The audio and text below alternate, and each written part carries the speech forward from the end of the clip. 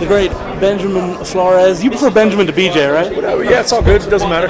We are here for Fight Week in Riyadh. Unbelievable atmosphere already around this fight, and finally Tommy has shown up. Yeah. So Sunday's coming right up, and we're excited about it, and looking forward to Sunday. Jake's had a great training camp, and like I said, I don't have much to say. We're just ready to get it on Sunday. So the camp moved around a little bit. You started in Puerto Rico, which is standard, and then you decided we need to acclimatize to the Middle East and got out here about a month early. Yeah, it made sense. I mean, whenever you're fighting and you're changing that many time zones, it always makes sense to make sure you're getting adapted. You're getting everything switched over. So we moved our entire camp from Puerto Rico over to Dubai. We were there 4.5 weeks, and then we've been out here in Saudi about a week now. So we're locked in. We're ready to go. There's no changes. Jake is totally accustomed to everything that's going on over here. The time change, the food, the weather, everything. So we're ready to rock and roll. I heard Khabib Nurmagomedov speak about fighting in the Middle East, and he said you need to be there 3 weeks before.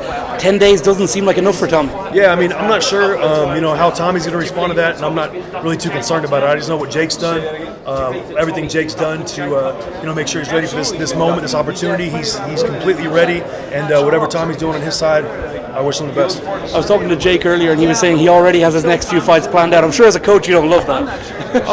I'm locked into Sunday, so I'm not really worried about who's next. I know if we take care of the business on Sunday, then everything will be fine after that. But like I said, we got a game plan on Sunday. We're sticking to that. I know what Jake might say on the cameras, but he's very focused on Sunday as well, so he's ready for Sunday. Our first interview was before the Nate Robinson fight, and I recall that then we were talking about KSI and stuff, and you were saying, oh, Jake would hurt him bad. Yeah. Like Jake, because remember we said he's going to hurt Nate bad. Yeah. Because some people thought Nate might win. Crazy.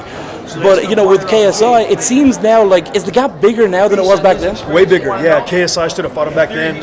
And like I said, I mean, this is Jake's moment. I don't even really want to talk about KSI. Like, we got a big fight coming up on Sunday, and we're focused on that. So any KSI talk to me is kind of whatever. I don't think he's ever going to fight Jake. He's more talk than anything else. So I'm going to let him talk, and I'm going to focus on Sunday. We take every fight, very seriously. But KSI has got some. He's got some ground to make up for sure. So he's got to go back to the gym, go back to the drawing board. He's got a lot of work to do. So let's talk about Tommy.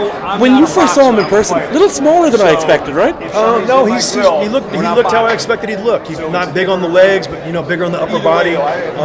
He looks great. He looks like a specimen. He looks like a dangerous guy. He looks like a 8-0 prospect. He looks like somebody who's supposed to do damage to Jake and really test Jake. So we got a test on our hands on Sunday, and like I said, we're looking forward to it. I don't put too much stock at all into how someone looks. I'm a boxing guy, so I don't pay attention to that. Jake, of course, has kind of specifically talked about, this has been just building for a long time. For you as a coach, it must have been frustrating training for Tommy. Oh wait, now actually we're training for Woodley real quick. We're training for Tommy. Now actually we're training for Hassim real quick. Now you actually get a full camp preparing for Tommy Fury. Yeah, it just wasn't very professional, but Tommy said he had extenuating circumstances, so we're going to go with that. Either way, whatever's happened in the past, it doesn't matter. The fight's here now. The fight's here Sunday. We're prepared for the fight, and we're ready to follow our game plan. So Jake has predicted an early stoppage. I think round 7 and 8 is when Jake's going to look his best, right? Because he's got the experience over the 8. I'm not sure when it'll come, honestly. I don't have a crystal ball. I can't say when the knockout will happen. I'm predicting we will win 100%, but I don't know when the knockout will happen or if it'll happen. As long as we have a win, we go out there and execute our game plan. That's all I'm concerned about.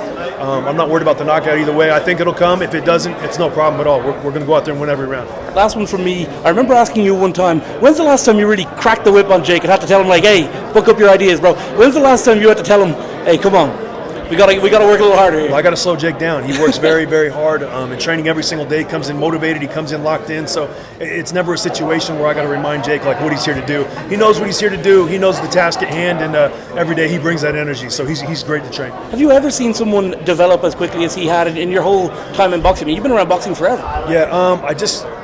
Firsthand, no. I guess there probably have been somewhere. I'm not sure, but I've never seen it firsthand. I've never seen people doing, 8-round fights on their second pro fight and their third pro fight. It's incredible. So he's doing a hell of a job, and we're real proud of him. Benjamin, thank you so much for your time. No problem. Thanks, guys. Nice to see you.